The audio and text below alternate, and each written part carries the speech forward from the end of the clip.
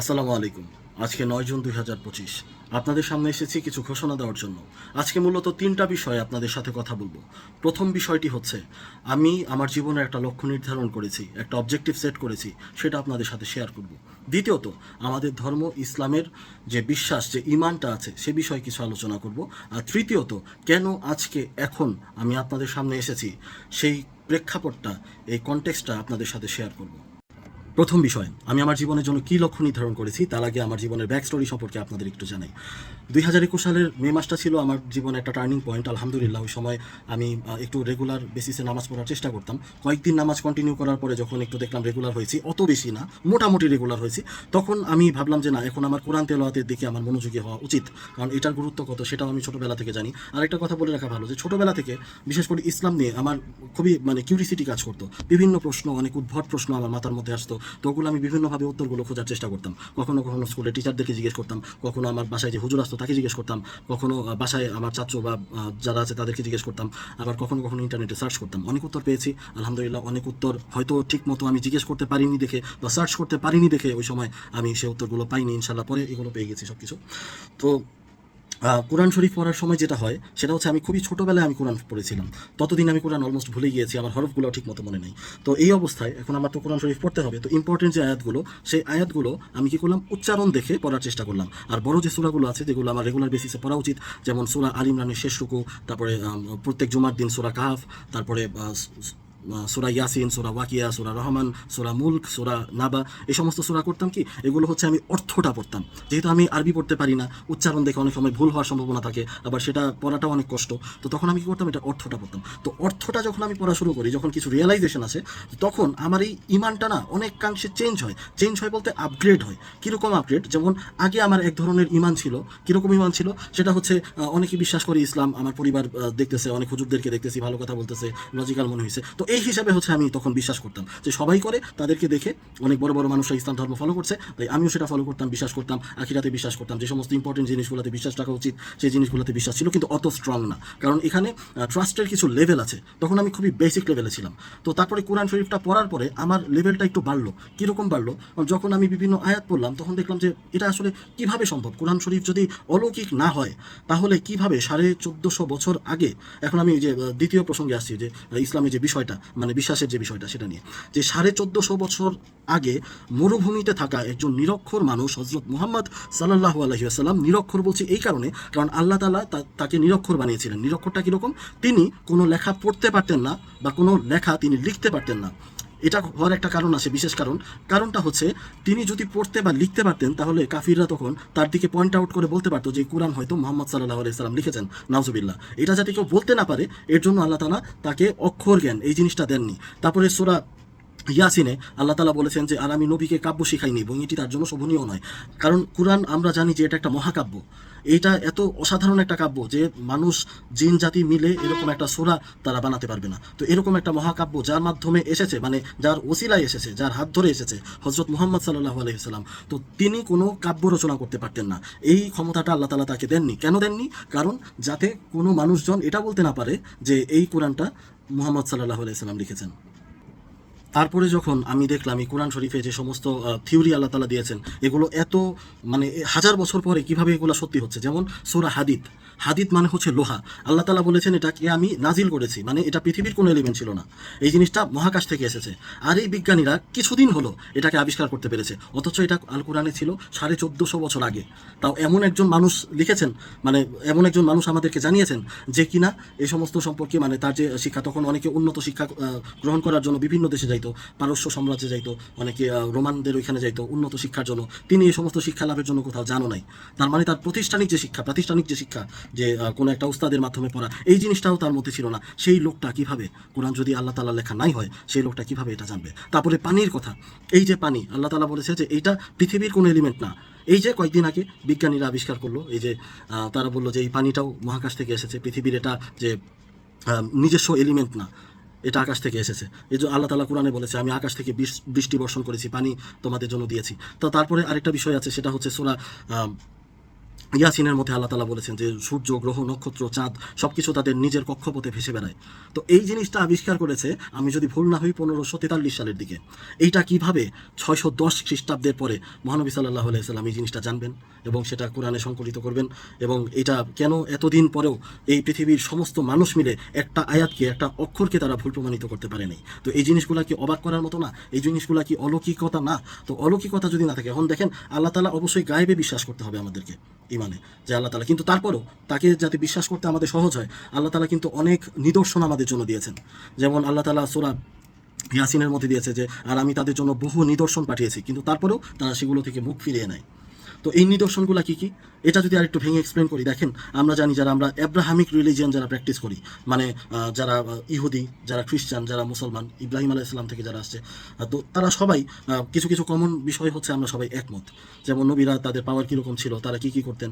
তো হযরত মুসা আলাইহিস সালামকে আল্লাহ তাআলা বিশেষ মোজেজা দিয়েছিলেন। কি মোজেজা দিয়েছিলেন? তার হাতের লাঠি। সেই লাঠি দিয়ে সে বিভিন্ন জাদু নষ্ট করে দিতে পারতেন। এই লাঠি দিয়ে বাড়ি দিল, একটা সাপ হয়ে গেল, সেটা জাদুকরদের সমস্ত জাদু নষ্ট করে দিল। লাঠির বাড়িতে পুরো সাগরটা দ্বিখণ্ডিত হয়ে গেল, সেটার মাঝখান দিয়ে সে তার কমকে নিয়ে পার হয়ে গেলেন। এটা তার মোজেজা ছিল। তারপরে হযরত ঈসা আলাইহিস সালামের মোজেজা, ঈসা আলাইহিস সালাম যখন যে মানুষকে স্পর্শ করতেন সে মানুষের রোগ ঠিক হয়ে যেত। একটা অন্ধের চোখে হাত বুলালে সে অন্ধ, তখন তার দৃষ্টিশক্তি ফিরে পেত। যখন তিনি যখন কোনো মুর্দাকে জীবিত হইতে বলতেন, ওই মরা মানুষটা জীবিত হয়ে তার সাথে কথা বলতো। তো এগুলা আল্লাহ তাআলার বিশেষ মজেজা। এবং দেখেন আল্লাহ তাআলা সর্বজ্ঞানী, গায়েবের বিষয় তিনিই জানেন। তিনি কেন মুসা আলাইহিস সালামকে লাঠি দিলেন, কিসের জন্য ঈসা আলাইহিস সালামকে চিকিৎসার এই পাওয়ারটা দিলেন? কারণ মুসা আলাইহিস সালামের যে সময়কালটা ছিল, ওই টাইম লাইনে মানুষজন এই যে জাদু চর্চাটা করতো, এই জন্য ওইখানকার সময়ের জন্য সবচেয়ে সুপেরিয়র, যাতে ওই প্রফেট যে আল্লাহর তরফ থেকে আসছে, মানে এটাই যে চূড়ান্ত ক্ষমতার অধিকারী, এটাকে প্রমাণিত করার জন্য তখন তাকে এই যে লাঠির মজিজাটা দিলেন। তারপরে যখন ঈসা আলাইহিস সালামের সময় আসলো, তখন মানুষজন তো অলরেডি জাদু থেকে বাঁচা, জাদু এই করে, এটা অনেকাংশে তারা অভ্যস্ত হয়ে গেছে। তো তখন একটা জিনিসের খুবই ক্রেজ ছিল, সেটা হচ্ছে চিকিৎসা। তখন মানুষ চিকিৎসা বিজ্ঞান নিয়ে বা চিকিৎসা নিয়ে অনেক বেশি গরিব ছিল।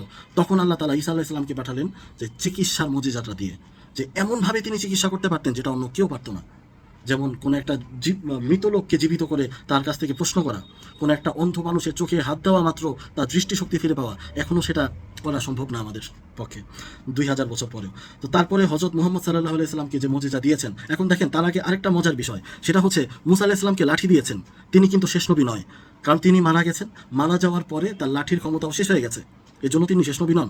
তারপরে ঈসা আলাইহিস সালামকে তিনি রোগ সারানোর যে ইয়াটা দিলেন, মোজেজা দিলেন। তো তিনি মারা গেছেন, তার এই ক্ষমতাও শেষ হয়ে গেছে, তার মানে তিনিও শেষ নবী নয়। কিন্তু হযরত মুহাম্মদ সাল্লাল্লাহু আলাইহি সাল্লামকে যে মোজেজা দিয়েছেন, ইয়াসিন ওয়াল কুরআনিল হাকিম, এই যে বিজ্ঞানময় কোরআন, এই কোরআনটা যাতে যুগের পর যুগ একদম কিয়ামতের আগ পর্যন্ত এই মোজেজাটা সবার মধ্যে থাকে, এর জন্য কোরআন নাজিল করেছেন হযরত মুহাম্মদ সাল্লাল্লাহু আলাইহি সাল্লামের কাছে, যাতে হযরত মুহাম্মদ সাল্লাল্লাহু আলাইহি সাল্লাম মারা যাওয়ার পরেও এটা অক্ষত অবস্থায় থাকে। কারণ আল্লাহ তাআলা ইরশাদ করেন যে প্রত্যেকটা জীব তার মৃত্যুর স্বাদ আস্বাদন করবে। এখন অনেকে বলতে পারে যে আমাদের মুসলিম মতে ঈসা আলাইহিস সালাম তাকে তো উপরে উঠিয়ে নিয়ে গেছেন, সে তো মৃত্যুবরণ করেন নাই। হ্যাঁ, তিনি মৃত্যুবরণ করবেন, কারণ তিনি আবার আসবেন। এই যে ইনশাল্লাহ শেষ জামানা চলে আসছে, হয়তো তিনি কিছুদিনের মধ্যে, কয়েক বছরের মধ্যে তিনি চলে আসবেন। এটা হতে পারে 10 বছর, 50 বছর। আসার পরে তিনি দাজ্জালকে হত্যা করবেন, তারপর আবার তিনি স্বাভাবিকভাবে মারা যাবেন। আবার অনেকে বলে যে জুলকারনাইন না, খিদির আলাইহিস সালাম, তিনি এখনও জীবিত আছেন। এটা আসলে শক্ত রেফারেন্স আমি পাইনি, তো তারপরেও যতটুকু জানা, যতটুকু শোনা, সেখান থেকে আমি যদি এটা এক্সপ্লেন করতে হয়, দেখেন কিয়ামত তো হবে, কিয়ামতের সময় তো প্রত্যেকটা জীব, প্রত্যেকটা মাখলুক মারা যাবে, মৃত্যুর স্বাদ আস্বাদন করবে। তার মানে কেউ চিরস্থায়ী না। আমাদের হযরত মুহাম্মদ সাল্লাল্লাহু আলাইহি সাল্লাম এসেছেন, তিনিও মারা গেছেন, কিন্তু তার যে মুজিজা এই আল কুরআন, এই কুরআনটা এখন রয়েছে। এখন দেখেন বিষয়, ইসলামের যে বিশ্বাস, এই বিশ্বাসের আরেকটা দিক হলো এই যে আমরা দেখছি যে এই যে লোহা, এটা আল্লাহ তাআলা নাজিল করেছেন মহাকাশ থেকে, এটা আমরা এত হাজার বছর পরে এসে আমরা এটা দেখতে পারলাম। এই যে প্রত্যেকটা গ্রহ নক্ষত্র যে নিজের কক্ষপথে বেঁচে বেড়ায়, এটা আমরা জানতে পারলাম এত প্রায় 1000 বছর পরে এসে। সরি। তো তারপরে এই যে পানি যে পৃথিবীর কোনো এলিমেন্ট না, এটাও আমরা জানতে পেরেছি শত শত বছর পরে। কিন্তু যখন মহানবী সাল্লাল্লাহু আলাইহি সাল্লামের সময়কার যে সাহাবারা ছিলেন, যখন যে মানুষজন তখন তার হাত ধরে যখন বায়াত হয়েছিলেন, ইসলাম ধর্ম গ্রহণ করেছিলেন, তখন তো তারা এগুলো জানতেন না। তখন তো তাদের সামনে বৈজ্ঞানিক প্রমাণ এগুলো তো ছিল না, কিন্তু তখন তাদের সাথে নবী ছিল।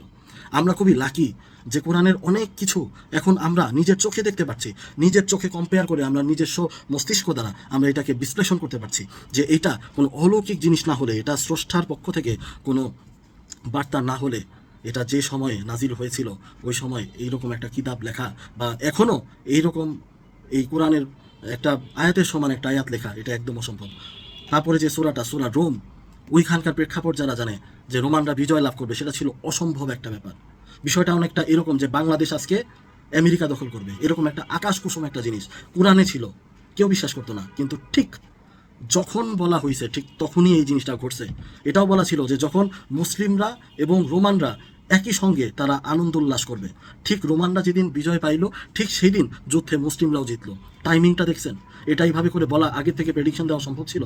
ছিল না। যারা চিন্তাবিদ, যারা চিন্তা করেন, আমি আমার লাইফ নিয়ে আমি চিন্তিত, আমি ভবিষ্যতে কি করব, আমি কেন বেঁচে আছি, কি করতেছি, কেন কি করতেছি, এই সমস্ত জিনিস নিয়ে যখন আমি চিন্তা করি আর যখন দেখি যে আল্লাহ তাআলা আছেন, তার প্রেরিত নবী রাসূল সত্য, তখন তো আসলে আমি যখন দেখব যে আলটিমেটলি আমাকে মারা যেতেই হবে, এটা চিরন্তন সত্য, তারপরে আমাকে জান্নাত জাহান্নাম এই কোয়েন্সিকোয়েন্সেসের মধ্যে আমাকে এটা করতে হবে, পাশ করতে হবে, তো তখন আমি কিভাবে নীরবে থাকি? একটা সুস্থ মানুষ কিভাবে তিনি নীরবে থাকে যদি সে কনসার্ন হয়?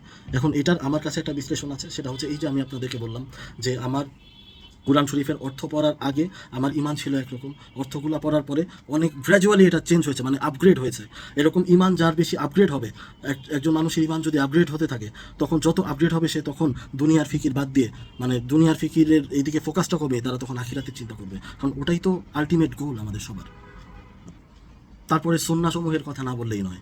দেখেন হযরত মুহাম্মদ সাল্লাল্লাহু আলাইহি সাল্লাম সেই 1450 বছর আগে যে সমস্ত অভ্যাস করে দিয়েছেন, যে আদেশ নিষেধগুলো করেছেন, সেই জিনিসগুলো আধুনিক বিজ্ঞান এখন দেখছে, বিশেষ করে হেলথ রিলেটেড।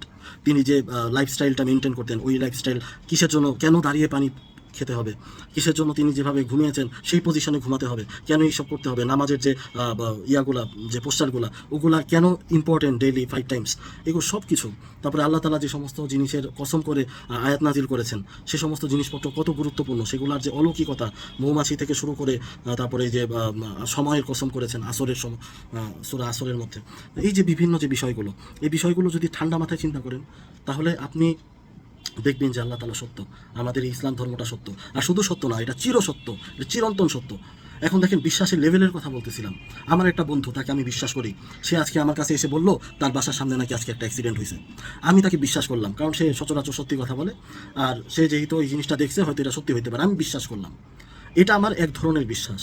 আবার আমি যখন কিছুক্ষণ পরে ওই রাস্তা দিয়ে যখন যাব, তো যখন দেখবো যে ওইটা আসলেই একটা অ্যাক্সিডেন্টের স্পট, আজকে সকালে ওখানে অ্যাক্সিডেন্ট হয়েছে, লোকজন ওখানে ভিড় করে আছে, হয়তো কেউ মারা গেছে, ওইখানে রক্ত পড়ে আছে, তখন আমার বিশ্বাসটা কিন্তু আরও বেশি গভীর হবে। ইট ডাজেন্ট মিন যে আমার বন্ধু যখন বলেছিল তখন আমি বিশ্বাস করতাম না, তখনও বিশ্বাস করতাম, কিন্তু যখন আমি সচক্ষে দেখলাম, সচক্ষে যখন আমি এই জিনিসটা প্রমাণিত হলো আমার মস্তিষ্কের মধ্যে, তখন কিন্তু আমার বিশ্বাসটা একদম দৃঢ় বিশ্বাসে পরিণত হইলো। তখন কিন্তু কেউ চাইলে আমার এই বিশ্বাসটাকে পরিবর্তন করতে পারবে না। নচেত আমার বন্ধু যখন আমাকে প্রথমবার বলেছিল যে এই কথা, আমার অন্য 10জন লোক যদি এসে আমাকে বলতো যে আরে ও মিথ্যা কথা বলতেছে, আজকে কোনো অ্যাক্সিডেন্ট হয় নাই, হয়তো আমি সেই বিশ্বাসটা নাও করতে পারতাম, হয়তো বিশ্বাসটা ভেঙেও যেতে পারতো। কিন্তু যেই মুহূর্তে আমি এটা নিজে উপলব্ধি করলাম, যখন আমি নিজের মস্তিষ্কের ভিতরে যখন আমি এটা প্রমাণ করলাম, তখন আমাকে 10 জন হোক, 1000 জন হোক, আর 1 কোটি জন হোক, সবাই যদি এসে আমাকে বলে এখানে অ্যাক্সিডেন্ট হয়নি, আমি বিশ্বাস করবো না, কারণ এটা তো আমি দেখছি।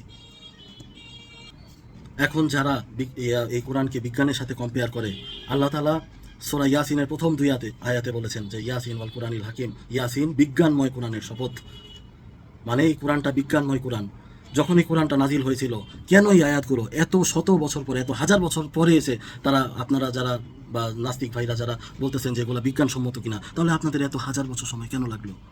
সেই 610 খ্রিস্টাব্দের পর থেকে এই কোরআনটা নাজিল হওয়া শুরু করছে, আসা শুরু করছে আয়াতগুলো, তো তখন কিসের জন্য আপনারা এগুলো বের করতে পারেন নাই এত হাজার বছর? তখন আপনাদের সায়েন্টিস্ট কি ছিল, আপনাদের রিসোর্স কি কম ছিল? আপনারা তখন বিশ্ব শাসন করতেন, তখন কেন পারেন নাই? তারপরে যে এত আধুনিকতা আপনারা দেখান, এই যে ওয়েস্টার্ন কালচার, ওয়েস্টার্ন যে কি বলে রেভলিউশন, এত কিছু আপনারা কত কিছু আবিষ্কার করে ফেলছেন, তো এটা আপনারা কোরআনের আগে এগুলো কেন আবিষ্কার করতে পারলেন না? ইসলামের একটা বিষয়ে আমি খুবই ইন্টারেস্টেড এই জিনিসটা নিয়ে, সেটা হচ্ছে বিভিন্ন যুক্তির মাধ্যমে ইসলামকে সত্য প্রমাণ করা, অর্থাৎ ইসলামিক ডিবেট যেটাকে বলে, যেটা বেসিক্যালি অন্য ধর্মের মানুষজন এবং নাস্তিকদের সাথে হয়ে থাকে। এগুলো নিয়ে আমি ইন্টারেস্টেড।